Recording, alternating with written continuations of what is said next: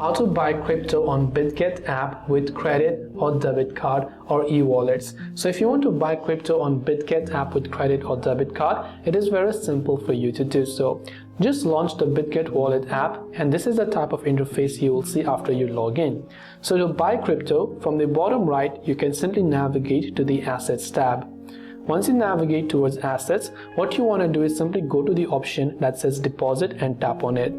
Now we are trying to buy crypto using credit or debit card. So right here you can see buy crypto with credit or debit card, so you can simply tap on it.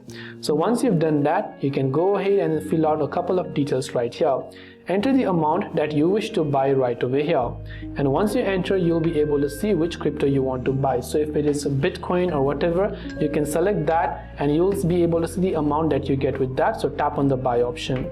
Now what you want to do is you have to confirm a couple of details for verification. So you can enter your phone number, identity, authorize it, and once done, you'll be able to choose credit or debit card as a payment method. So enter your credit or debit card information, and once approved, you would have successfully bought crypto on Bitget app with credit or debit card.